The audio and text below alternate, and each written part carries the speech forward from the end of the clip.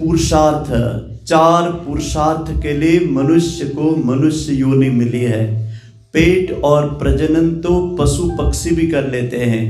बहुत सारे लोग ऐसा कहते हैं कि हमने पेट भर लिया, बच्चे पैदा कर लिए, मतलब हमने दुनिया में कोई बहुत बड़ा काम कर लिया है। ये तो जानवर भी कर लेते हैं। मनुष्य को चार पुरुषार्थ करने के लिए भेजा है।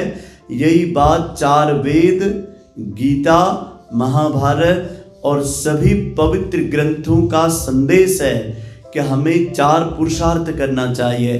पहला पुरुषार्थ धर्म धारणा, धर्म को वर्ण करना चाहिए, धर्म आचरण करना चाहिए, धर्म को हमारे आचरण से बोलना चाहिए। धर्म अभिनय का विषय नहीं है, धर्म संवाद का विषय नहीं है, धर्म प्रदर्शन का विषय नहीं है, धर्म दर्शन का विषय है। धर्म बाह्य जगत का आडंबर नहीं है, धर्म अंतर जगत की यात्रा है। धर्म अफीम की गोली नहीं है, धर्म नशा नहीं है, धर्म चित्त प्रवृत्तियों की अंतर जगत के उल्लास का नाम है। धर्म को शब्द बोलते ही लोग सोचते हैं कि हिंदू धर्म, सिख धर्म, ईसाई धर्म, इस्लाम धर्म, यहूदी धर्म, बहाई धर्म, ये जितने पंथ संप्रदाय है ये धर्म नहीं है, ये इनकी मान्यता है, इनके सिस्टम है, ये पथ है, धर्म पंथ संप्रदाय है।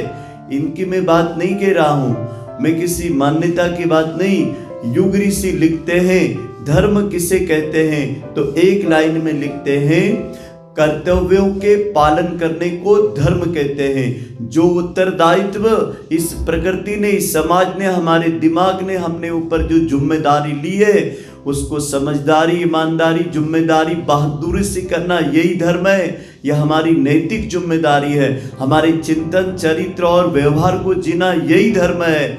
हमारे पास कितनी बड़ी डिग्री है, कितनी बड़ी जाति है, कितनी हम पूजा पाठ करते हैं, इससे हमारी पहचान नहीं बनती। हमारे संस्कारों से, हमारे व्यवहार से हमारी पहचान बनती है। यही आदमी का मौलिक धर्म है। और दूसरा सूत्र है, धर्म ठीक समझ में आ गया तो दूसरा सूत्र मेरा ऋषि कहता है अर्थ होना चाहिए। अर्थ का युग है, पैसे का युग है। अनर्थ तरीके से पैसा मत कमाना। पैसा बनाता भी है और बिगाड़ता भी है। धन एक शक्ति है, इसको यदि गलत तरीके से उपयोग किया तो महारोग और जंजाल बन जाएगा। और इसका सार्थक उपयोग किया, नीति से, सदाचार से और प्रकृति का ध्यान रख के कमाया, तो यही महादेवी लक्ष्मी बनकर के विष्णु की तरह आपका सम्मान बढ़ाएगी।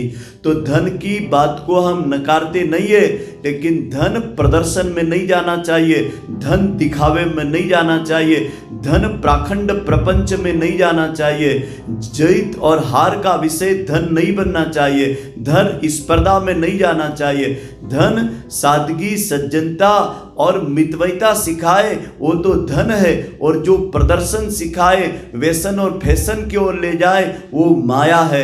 तो माया और लक्ष्मी में अंतर है। लक्ष्मी विष्णु के पास रहती है और माया शैतानों के पास रहती है। तो आप धन को सही दिशा में खर्च करें। धन कितना भी हो उसका दिखावा कभी मत करिए, धन का कभी गरूर घमंड मत करिए। हमने रोड़पतियों को करोड़पति देखा और करोड़पतियों को रोड़पति बनते देखा है। धन कभी टिकता नहीं है, धन चंचल है, चपल है, अस्थिर है, ये तो माया है। धन का सही गति गीता में कहा गया है, धन भोग कर लीजिए, खा पी लीजिए, और अच्छा है तो धन से दान कर लीजिए, और अच्छा है धन को विनाश में लगा करके कुल के नाश का कारण बन जाइए। तो जिन्होंने धन का नाश किया है उनके के कुल बदनाम हुए हैं। तो धन की तीन गतियां हैं, भोग, नाश और दान। तो धन की सबसे अच्छी गति है दान। यदि है तो समय पर अवसर है लोक मंगल के लिए, पीड़ित मानवता के लिए अच्छे सदकर्म में अपने हाथों से समय के साथ धन का दान कीजिए। केवल धन मत लगाइए, उसके साथ समय भी लगाइए, अपने हाथों से सत्कर्म करिए।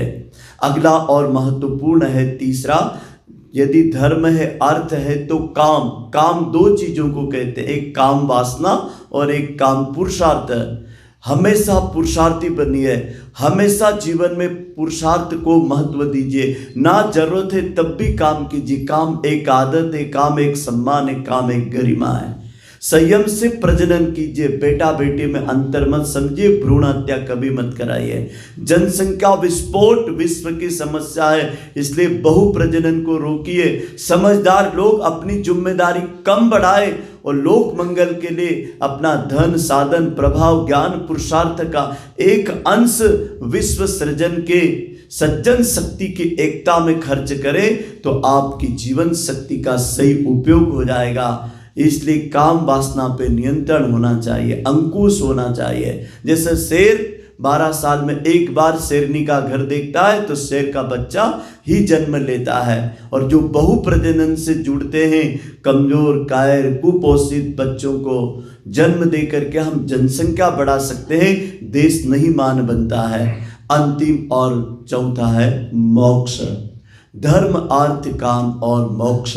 हमारा ऋषि कहता है मुक्ति का मार्ग बाहर कहीं कर्म कांडों में लोगों ने खोजा है, पाप और पुण्य में खोजा है, जबकि मुक्ति शब्द का मतलब होता है अपनी दुष्प्रवृत्तियों पर विजय प्राप्त करना, सद्प्रवृत्तियों का आलीशान एक झंडा परचम फहराना, जो आपका जन्मसिद्ध अधिकार है। सद्प्रवृत्तियों के किले का निर्माण करना, यही मुक्ति मिलेगी। राग से, द्वेष से, लोभ से, लालच से, अहंकार से, घमंड से, ईर्ष्या से, इसी मार्ग से खड़े हुए हैं। देव मानव महापुरुषों की टकसाल इसी 4 पुरुषार्थ से खड़ी हुई है। आप सब सद्ग्रस्ती हैं, परिवार में रहते हैं और यही 4 चीजें आपने परिवार में करके देखो, आपका परिवार अपने समाज में, अपने रिश्तेदारों में, अपने मोहल्ले में, अपने गांव में, अपने जिले, तहसील, देश में एक महान देव परिवार बनेगा। इसके हम पूरी युग ऋषि की ओर से गारंटी देते हैं। ओम शांति।